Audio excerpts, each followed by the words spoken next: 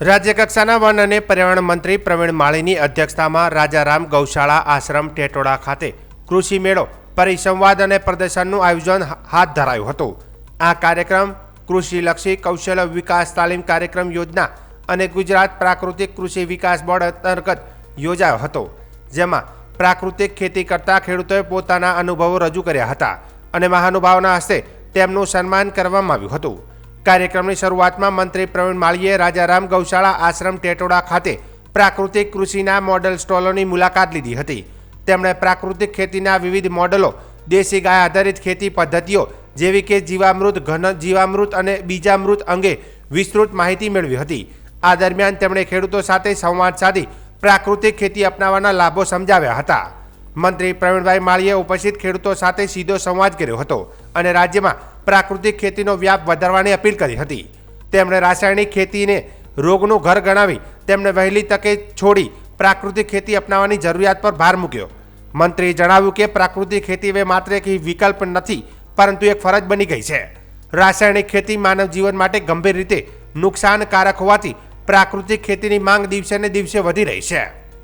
તેમણે વધુમાં જણાવ્યું હતું કે રાજ્યભરમાં પ્રાકૃતિક ખેતીની મુહિમ વ્યાપક સ્તરે આગળ વધી રહી છે।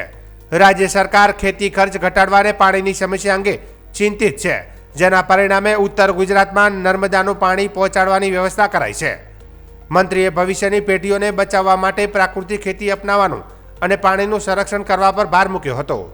આ કાર્યક્રમ ધાનેરાના ધારાસભ્ય માવજીભાઈ દેસાઈ, સ્થાનિક આગેવાનો, આસપાસના ગામોના સરપંચ, મહંતો, કૃષિ વિભાગના અધિકારીઓ, કૃષિ વૈજ્ઞાનિકો, ગૌશાળા સંચાલકો, પ્રગતિશીલ ખેડૂતો તેમજ મોટી સંખ્યામાં ખેડૂત ભાઈઓ અને બહેનો હાજર રહ્યા હતા। કાર્યક્રમ દરમિયાન ખેડૂતોએ પ્રાકૃતિક કૃષિ વિષયક માર્ગદર્શન, તાલીમ અને પ્રદર્શન દ્વારા ઉપયોગી માહિતી પૂરી પાડવામાં આવી હતી।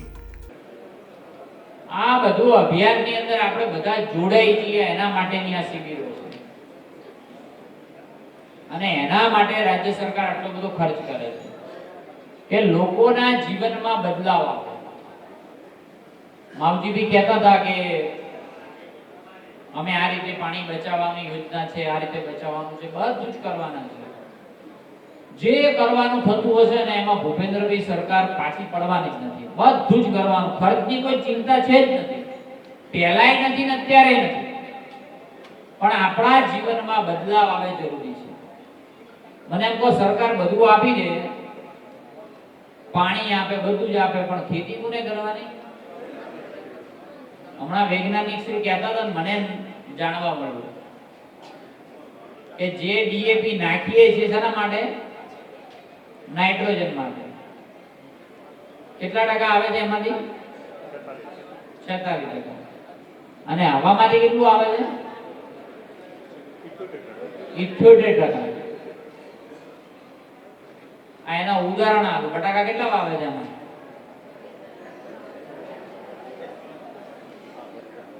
હલકે તમને ખબર હશે બધાને કે બધાને ખેતરમાં મણિકા વધારે થયા। 10 મણિકા થતા હોય તો કોકને 12 મણિકા અને 13 મણિકા થયા, કોકને 7-8 થતા હોય તો 12 થયા। હવે જગ્યા એની એ, આપણે એના એ, વાવા વાળા એના એ, તો આ વધ્યા કેમ ના? તો આ એક કુદરતી હવાની અસર છે। એટલે જ્યારે સારું વાતાવરણ હોય ને ત્યારે ઉત્પાદન, એમાં નાઇટ્રોજન હવામાં છે એના લીધે આપણું ઉત્પાદન વધે છે। એટલે કુદરત જે આપે છે ને એને કોઈ એના કમ્પેર કરી શકતું નથી, એટલે એના ઉપર પણ ભરોસો રાખો।